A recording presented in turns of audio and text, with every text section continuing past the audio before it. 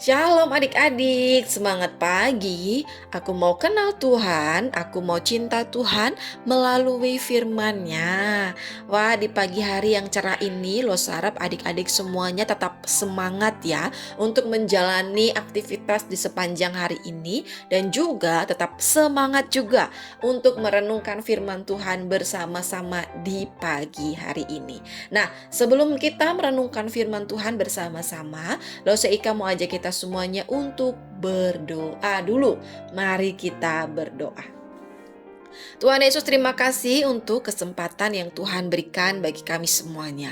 Kami boleh bangun dari istirahat kami dan kami juga diberikan kesempatan lagi untuk menikmati hari yang baru, rahmat Tuhan yang baru yang Tuhan sediakan untuk kami di sepanjang hari ini.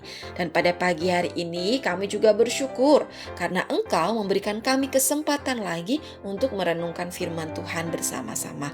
Tolonglah kami supaya kami boleh mengerti dan juga melakukannya di dalam kehidupan kami di sepanjang hari ini. Dalam nama Tuhan kami Yesus Kristus, kami sudah berdoa. Amin. Nah, adik-adik, di pagi hari ini kita masih mau merenungkan firman Tuhan, lanjutan di dalam kitab 2 Raja-Raja, pasalnya yang ke-15, ayatnya yang ke-27 sampai dengan ayatnya yang ke-31.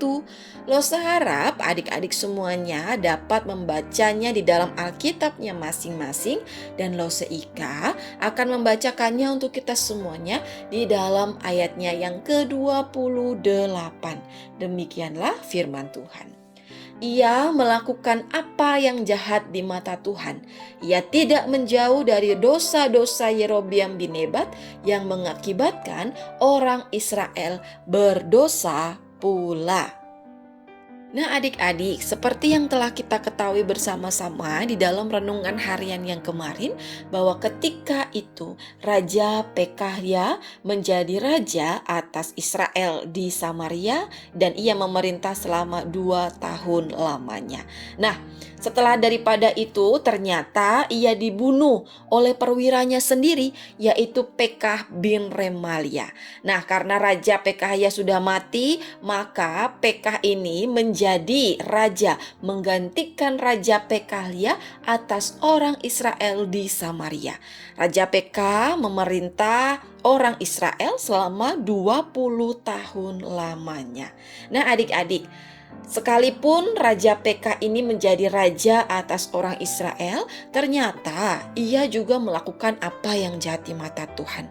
Ia juga melakukan apa yang tidak berkenan di hadapan Tuhan, yaitu ia tidak menjauhkan dari dosa-dosa Yerobeam bin Nebat, sehingga mengakibatkan orang-orang Israel ini berdosa. Orang-orang Israel ini melakukan yang jahat di hadapan Tuhan, yaitu mereka menyembah berhala. Nah adik-adik, atas apa yang dilakukan oleh Raja Pekahya beserta orang-orang Israel pada waktu itu tentunya mendatangkan murka Tuhan. Tuhan marah, Tuhan tidak senang atas apa yang dilakukan oleh Raja beserta dengan orang-orang Israel pada waktu itu.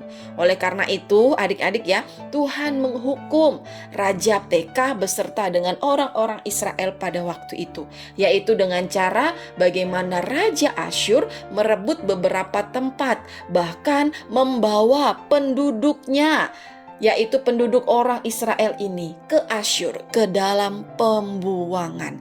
Jadi tempat-tempat direbut oleh Raja Asyur dan penduduknya itu dibawa ke pembuangan.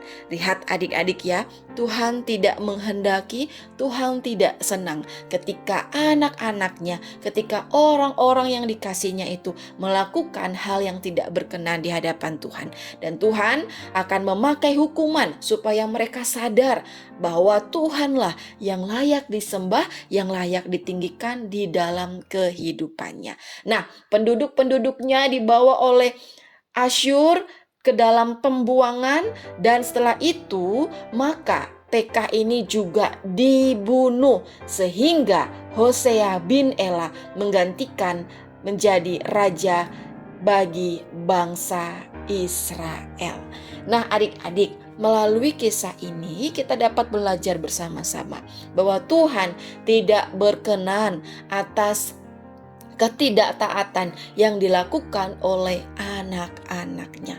Demikian juga di dalam kehidupan kita ya. Kalau kita melakukan hal yang tidak berkenan di hadapan Tuhan, maka Tuhan juga dapat memakai siapa saja untuk mengingatkan kita. Bahkan Tuhan dapat memakai siapa saja juga untuk menghukum kita. Supaya apa? Supaya kita ini sadar akan kesalahan kita dan kita kembali lagi menjadi anak-anak yang sungguh-sungguh mengasihi Tuhan.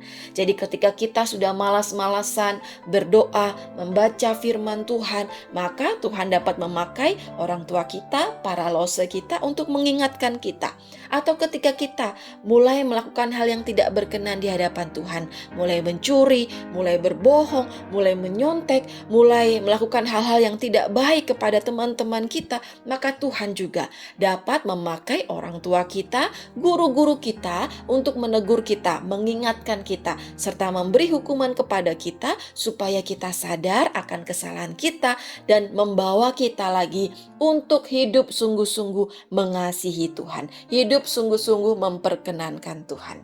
Oleh karena itu, Lose mengajak kita semuanya, yuk kita jadi anak-anak yang taat, yang setia, yang terus melakukan apa yang menjadi perintah Tuhan di dalam kehidupan kita.